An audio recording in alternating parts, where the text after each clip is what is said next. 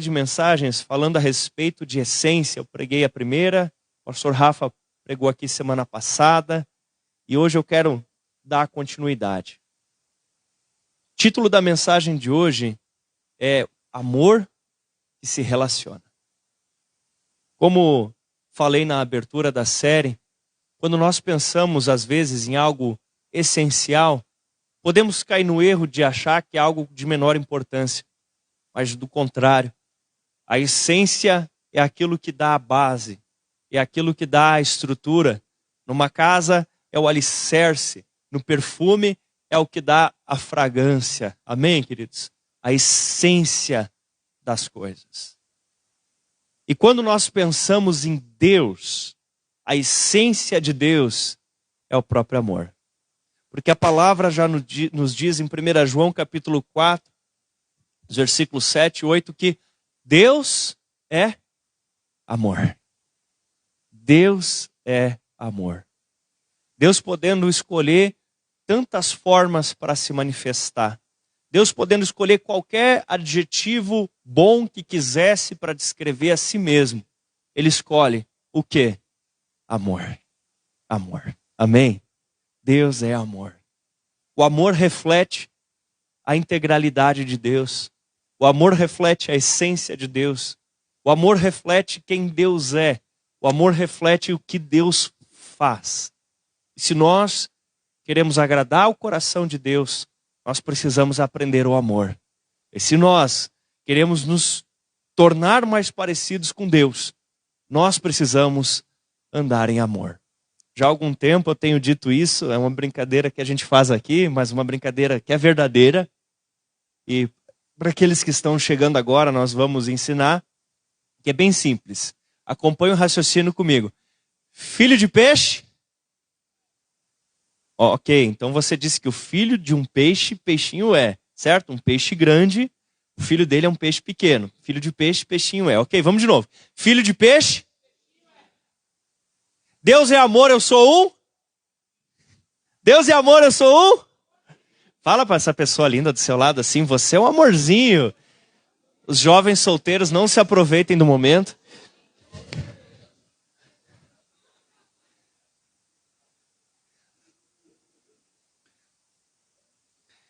Aqui não, né? Mas eventualmente em outra igreja, vai que algum casal chegou meio brigado, né? Daí agora olham um pro outro assim com aquele sorriso.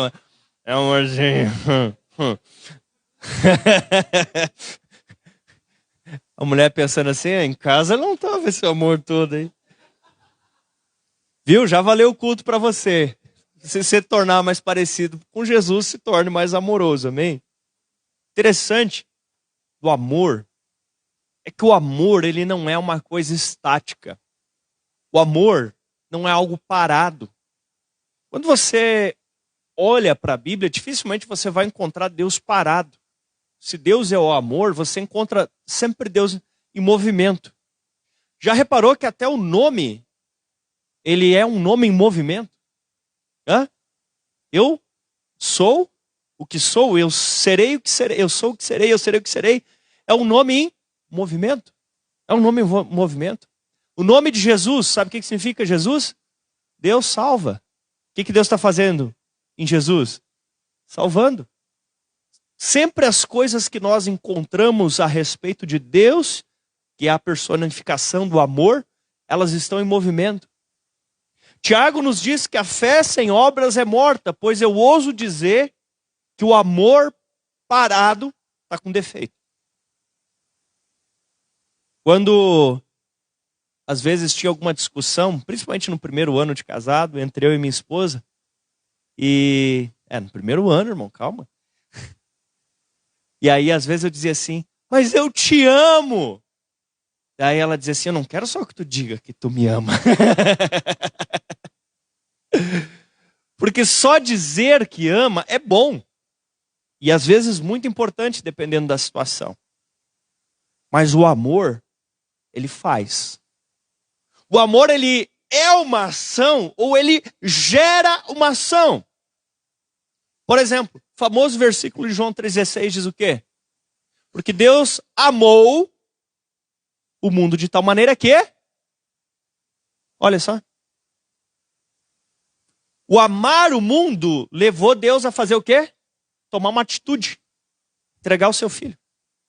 Jesus, nos amar, requereu dele uma ação.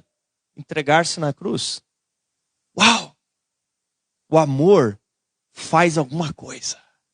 Essa é a hora que as irmãs estão muito emocionadas. Estão pensando assim, vou botar isso em prática. Próxima vez vão dizer assim, pastor, a próxima vez que for essa mensagem, não dá para ser no domingo de manhã? O amor faz alguma coisa. O amor toma uma iniciativa, o amor toma uma atitude, o amor é sacrificial, o amor gera uma ação, o amor está em movimento. Amém? E a primeira área onde nós precisamos ter amor e nos mover em amor é amor a Deus. Amor a Deus. Em Lucas, capítulo 10, versículo 27, se você quiser abrir a sua Bíblia para acompanhar, fique à vontade. Lucas 10, 27.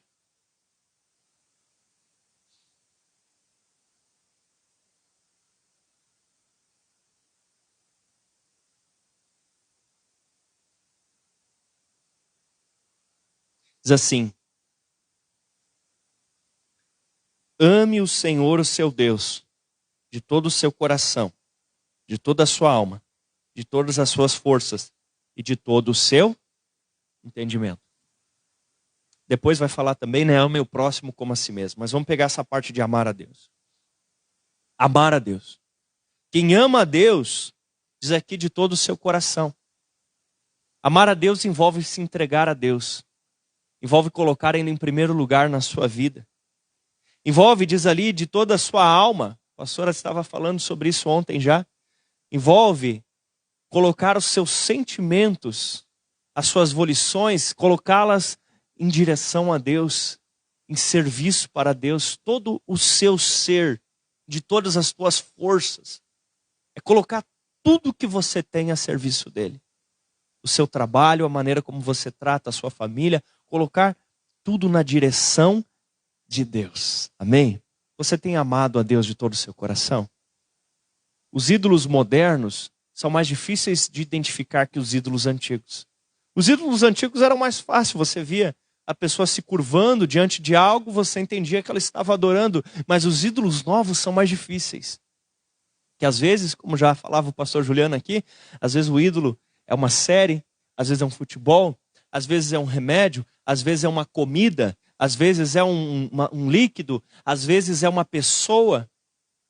Os ídolos modernos são difíceis de identificar. Mas quando amamos a Deus, nós colocamos Ele em primeiro lugar na nossa vida, amém? E tem mais, João 14, 21 diz assim, quem tem os meus mandamentos e obedece, esse é o que me ama. Jesus mostra que amar a Deus envolve uma ação. Qual ação? Obedecer. Diz que o alfabeto normal, né, é A, B, C, D. E o alfabeto do cristão é obedecer.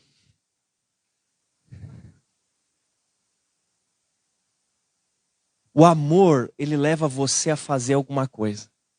O amor a Deus, obrigatoriamente, ele leva você a obedecer.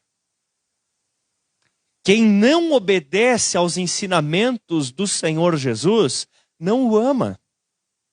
Jesus disse, é palavra dele, quem tem os meus mandamentos e obedece, esse é o que me ama.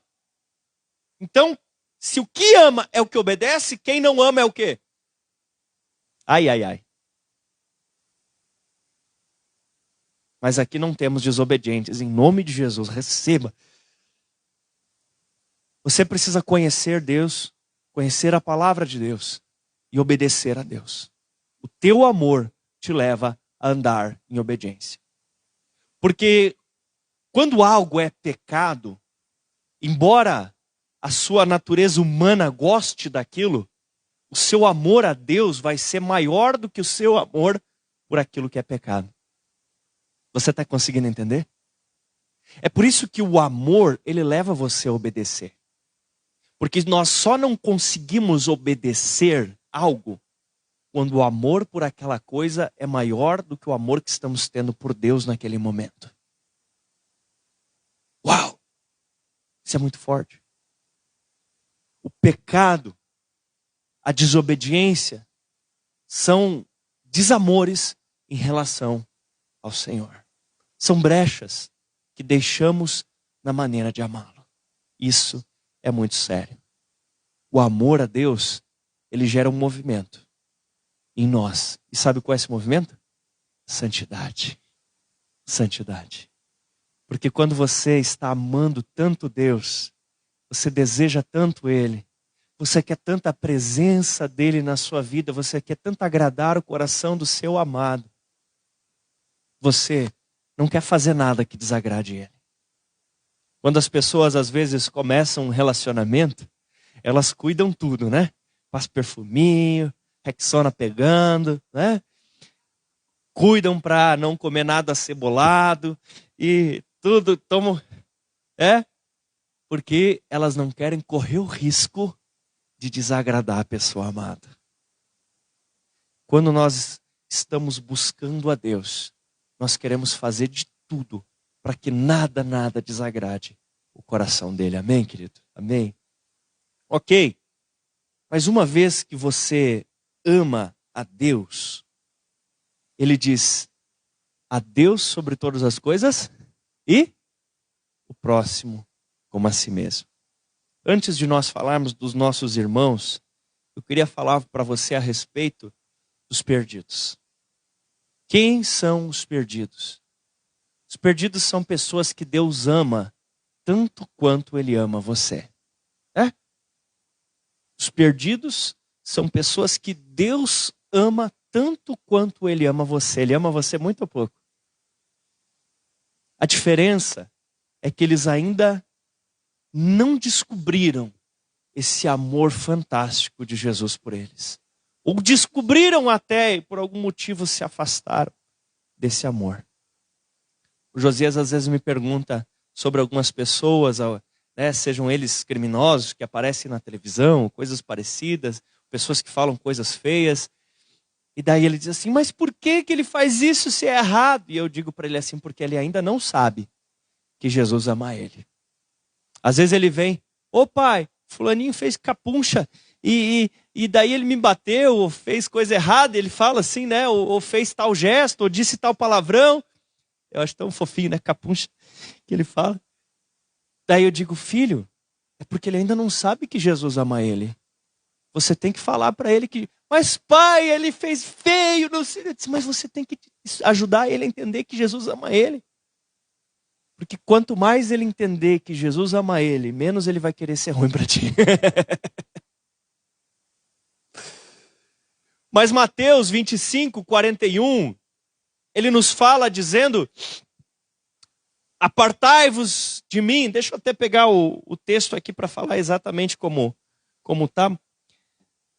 25, 41 de Mateus diz assim: então ele dirá aos que estiverem à sua esquerda: malditos, apartem-se de mim para o fogo eterno, preparado por o diabo e os seus anjos.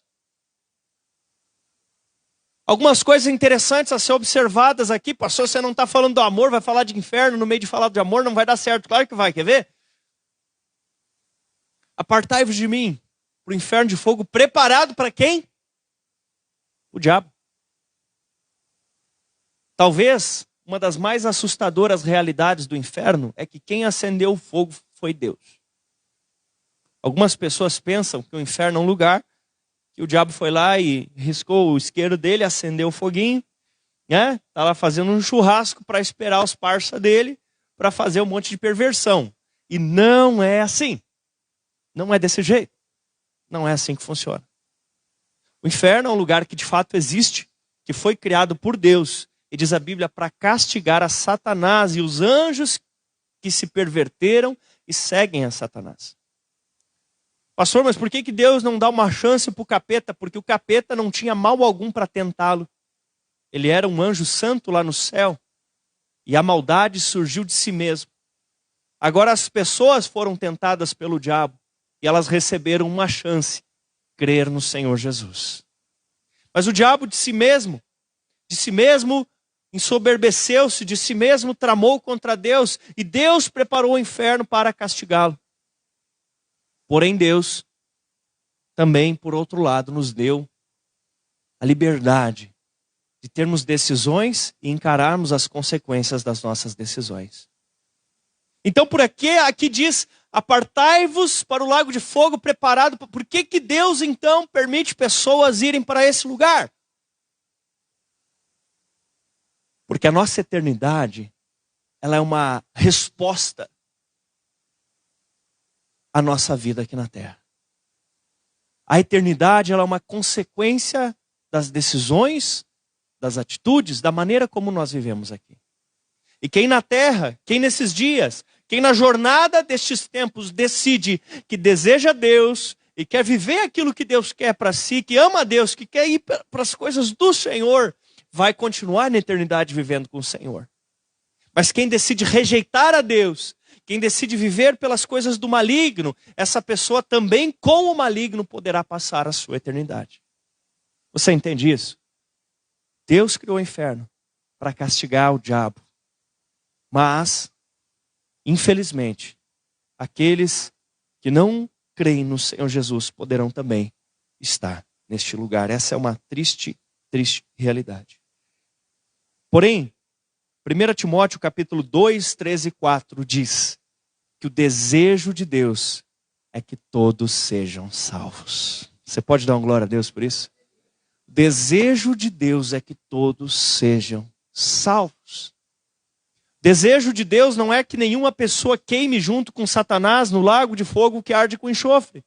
O desejo de Deus é que todas as pessoas elas recebam como Senhor e Salvador e tenham seus pecados perdoados. Por isso, quando aquele homem lá na cruz, pregado, ao lado de Jesus, ele reconhece Jesus, o Senhor dá a ele a oportunidade de salvação. Não era aos 45 do segundo tempo, já tinha rodado alguns da prorrogação, ele já estava lá nos 47, 48, e aí ele já estava acabando a partida e Jesus salva ele. Por quê? Porque o desejo de Deus é que todos sejam salvos. Dá uma conferida de novo, a pessoa do outro lado agora, olha para ela assim, você acha que ela tem cara assim de alguém que devia ir para o céu? Você acha ou não acha? Sorte dela que não é você que escolhe, tá? Mas assim, você olha, deixa eu te contar uma coisa. Fala para ela assim, ó, sabia? Diz para ela, sabia que Deus está mais interessado em te levar para o céu do que você mesmo em chegar lá? Aleluia! Sabia disso? Deus tem mais vontade de te ver no céu do que você tem de chegar lá. Deus tem mais vontade em impedir você de ir para o inferno do que você de jamais pôr os pés lá. O maior interessado em ver você na vida eterna não é você, nem a tua mãe. O maior interessado em ver você no céu é o próprio Deus. O desejo de Deus é que todos sejam salvos. Então, se Deus quer e você quer, o que pode impedir? Ontem na vigília até o pastor Marcelo trouxe aquele texto de Romanos 8, né? Que fala, quem impedirá? Será a altura? Será a profundidade? Quem nos impedirá? Se Deus quer te salvar e você quer ser salvo, meu irmão. Agora deixa eu te perguntar. As pessoas do seu convívio, as pessoas do seu dia a dia, teu padeiro, teu açougueiro, pastor, eu nem sabia que eu tinha mercado ainda. Não, amigo, a pessoa que você vai lá comprar as coisas, né? Padeiro, açougueiro, teu patrão, teu empregado, teu professor, teus alunos, teu cônjuge, teu vô, tua avó, teus primos, teus sobrinhos, teus filhos.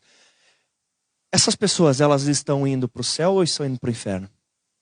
Essas pessoas, elas estão crendo no Senhor Jesus Cristo, porque a Bíblia diz, quem tem o Filho de Deus tem a vida. Essas pessoas creem no Senhor, essas pessoas, se hoje houvesse aqui o arrebatamento e nós fôssemos assuntos ao céu, essas pessoas subiriam ou ficariam? Se houvesse uma peste mortal, está amarrado em nome de Jesus de novo na terra, né? Pior que o Covid, tivesse uma peste mortal e eles fossem a óbito, eles iriam para o céu ou para o inferno. Se caísse uma bomba nuclear, sei lá, né? Tá a Rússia lá brigando com a Ucrânia, erra o alvo e acerta nós aqui, misericórdia, né?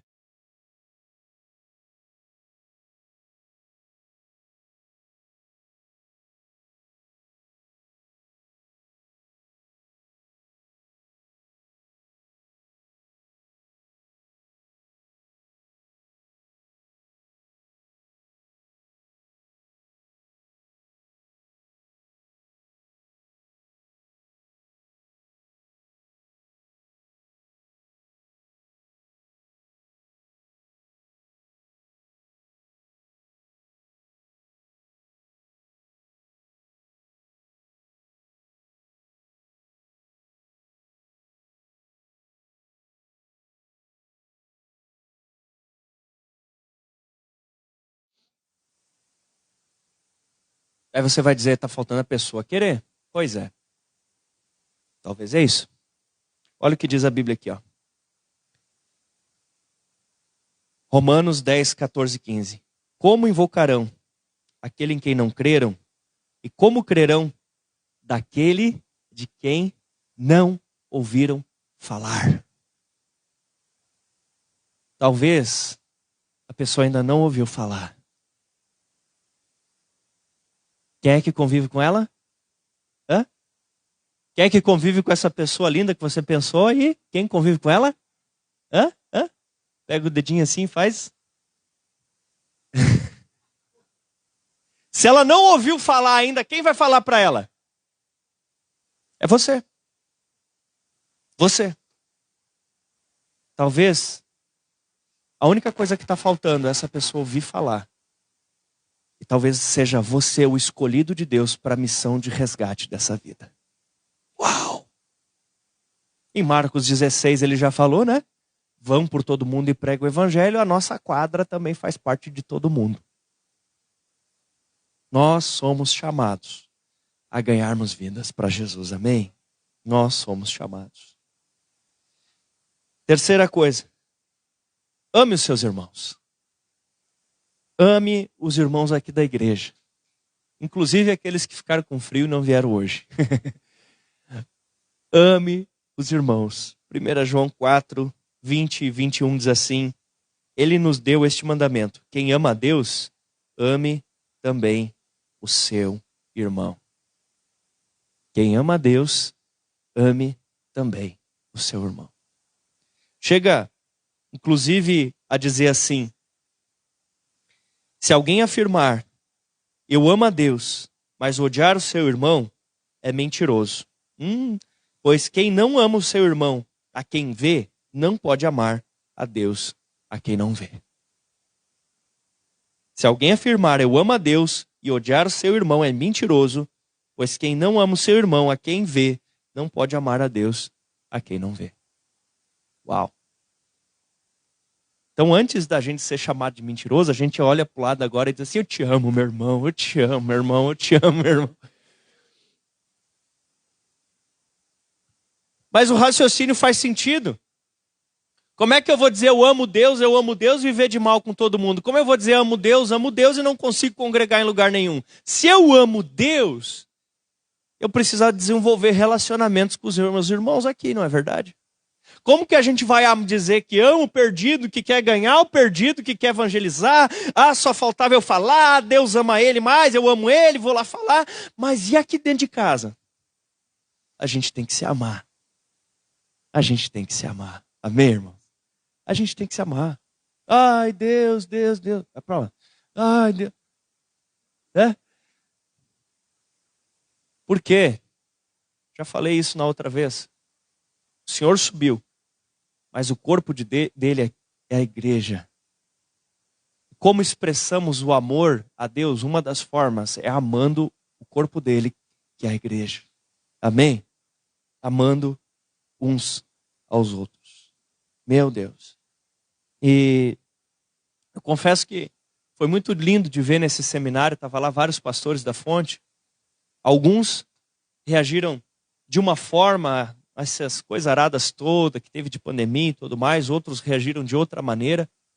E eu pude ver lá no seminário de pastores alguns pastores que estavam melhores, estavam com saúde, estavam bem, tentando ajudar aqueles que estavam passando por alguma dificuldade, alguma luta, uns fortalecendo os outros. Isso é tão lindo de ver, queridos. É tão gostoso. Amor. Eu confesso que eu fiquei muito feliz nessa viagem. Uma das coisas que eu fiz, eu fui lá conhecer a Paz Church de São Paulo, do pastor Abe Uber, claro. Falei com o meu discipulador primeiro, né, que eu ia lá fazer essa visita. E fui até lá. E vi que aquela igreja, ela é fantástica. Mas sabe o que mais me chamou a atenção? Eu pude ver que nós estamos indo no caminho certo. Sabe por quê? O que mais me chamou a atenção naquele lugar? Eu entrei, nós entramos, né? Estávamos em 4 mais o Josias. E eles não sabiam que eu era pastor. Cheguei lá como um convidado qualquer, inclusive meia hora atrasado, porque tinha dado congestionamento e a gente não conhecia direito São Paulo, se atrasou. E aí eles pegaram e perguntaram se queria conhecer a sala das crianças, nos levaram até a sala das crianças, conhecemos a sala, voltamos. Aí depois nos conduziram até o local onde aconteceria o culto, procuraram uma cadeira para a gente sentar. Terminou o culto, a mesma pessoa foi atrás de mim, eu queria conversar um pouco com o pastor Abe, ela ficou lá na volta, todo o tempo. Botou os olhos em mim e ficou me acompanhando do início ao fim do culto. Eu me senti tão amado por aquilo, eu me senti tão querido por aquilo. Aí depois, lá no final, depois dele fazer toda aquela manifestação de amor, talvez, provavelmente pensando em me evangelizar, né? Aí eu revelei que eu estava de pastor apaisando ali, bem quietinho, porque eu queria realmente ver como é que era isso. Eu queria ter essa sensação, sabe? Quando alguém chega na igreja, como eles tratam, como eles fazem.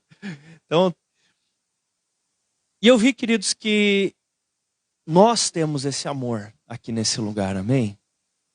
Nós temos esse desejo de ver as pessoas bem, de cuidar uns dos outros. Talvez a gente possa se organizar ainda um pouquinho melhor. Mas esse amor, esse cuidado, esse desejo de ver as pessoas salvas, de ver os casamentos restaurados, de ver as pessoas com a sua vida, na sua integralidade transformada, nós temos, amém, queridos? Amém? Então, ame o seu irmão. E lembre que o amor, ele sempre faz alguma coisa. Dá uma perguntadinha, viu que a pessoa está meio cabisbaixa, antes do culto, depois pergunta. Não sabe quem é, se apresenta, conversa um pouco. Né? Se a pessoa não conhece ninguém, não sabe falar de uma célula, apresente sua célula. Vamos amar uns aos outros, vamos ajudar uns aos outros, vamos nos importar uns com os outros. Amém? Amém? No final do culto, coloque isso em prática, bata um papo com alguém, veja como a pessoa está. Vamos nos fortalecer. Para derrubar já tem o diabo, a carne e o mundo. Amém? Sejamos nós aqueles que fortalecem uns aos outros. A Bíblia, inclusive, chega a dizer assim: suportai-vos uns aos outros. E não é no sentido de aturar o irmão chato, né? Tem que suportar, né? Mas servir de um suporte, servir de uma segurança, servir de algo que realmente segura essa pessoa e faz ela estar bem. Amém? Por último, queridos, e esse último ponto tem 2 partes. Ame a sua igreja. Ame a sua igreja. Pastor, mas só existe uma igreja de Jesus no mundo. É verdade. Pastor, mas só existe uma igreja de Jesus em Caxias do Sul. É verdade. Mas quantos povos de Israel tinha Israel? 1. Mas tinha 12 tribos. Era um só povo vivendo naquela terra. Era um só povo de Deus habitando o país chamado Israel. Era ou não era? Um povo. Mas aquele povo tinha 12 tribos. E eles se organizavam. Os levitas tinham uma conotação toda especial. Se dedicavam às coisas relacionadas à fé deles. De Judá havia uma inclinação muito forte ao exercício de liderança. E assim ia. Algumas tribos eram mais inclinadas a comércio, algumas tribos tinham mais força de guerra. Era um só povo.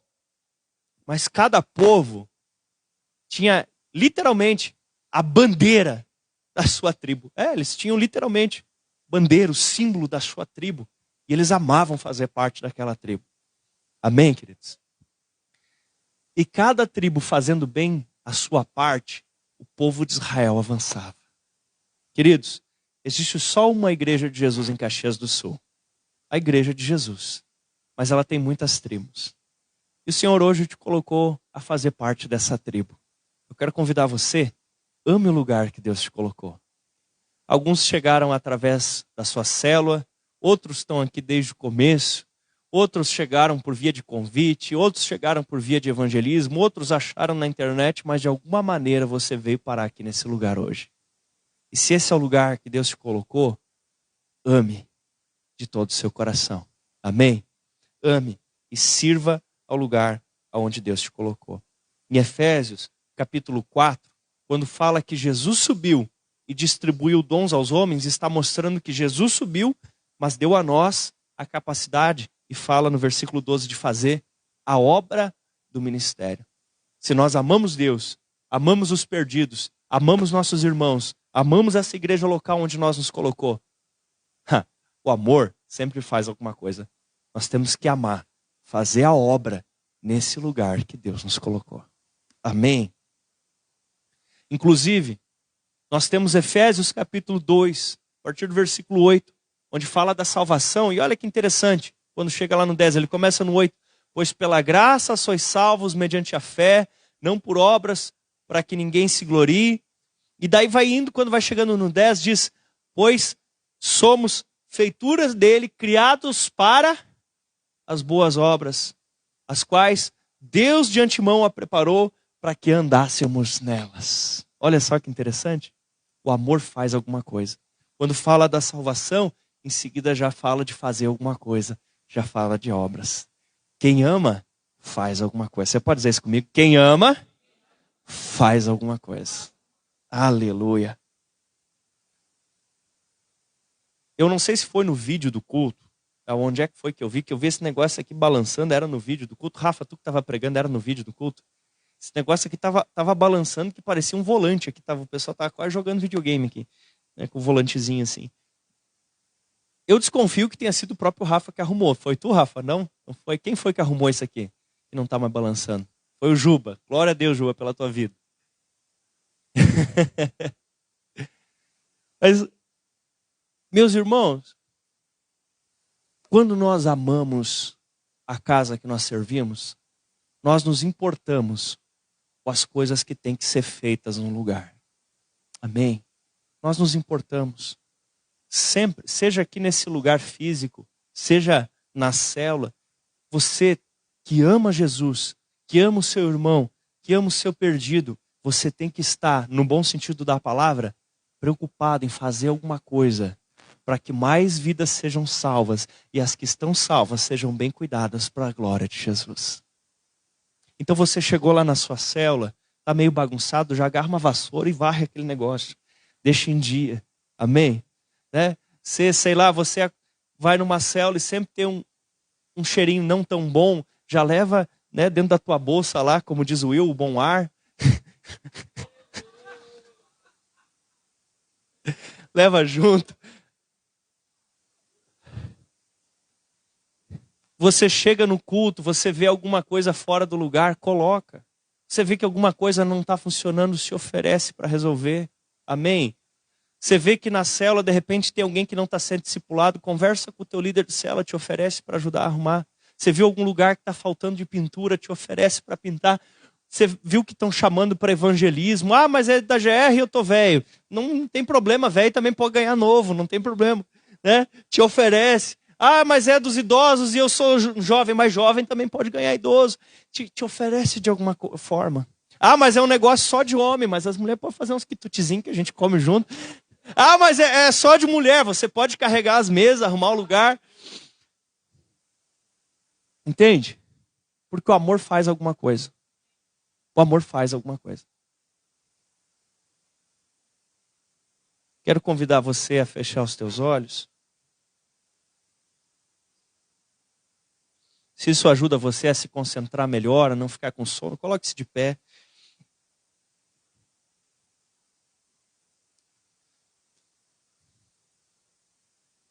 Deus é amor.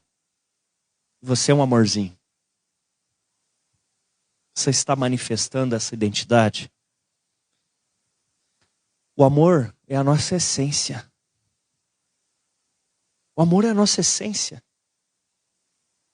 Tratar a nossa esposa com amor é muito mais que um dever. É a essência de quem somos. Tratar o marido com amor é a essência de quem você é. Tratar os filhos, tratar os pais.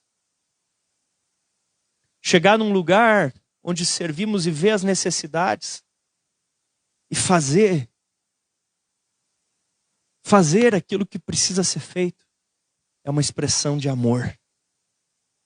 Mesmo que o fazer daquele momento seja simplesmente prostrar-se e adorar. Mas o amor, ele não é inerte. Não. Existem pessoas que estão perdidas. E diz a palavra, como ouvirão? Como crerão se não ouvirem falar? Como crerão naquele de quem não ouviram falar? Ai, meu Deus do céu.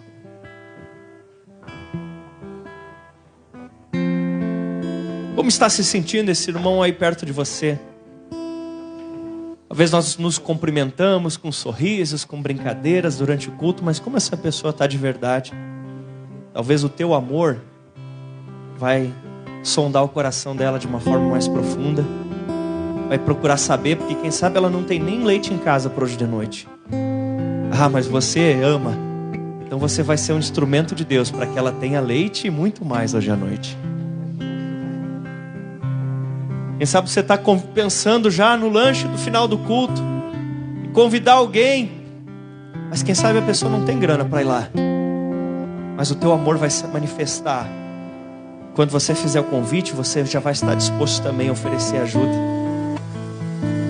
Talvez alguém está aqui pensando que tem que chamar o Uber logo, mas você ama essa pessoa, você vai oferecer carona. Talvez teu líder de célula está sendo difícil para ele liderar a célula, mas você é o amor. E hoje já você vai procurar ele se oferecer como um braço forte para fortalecê-lo.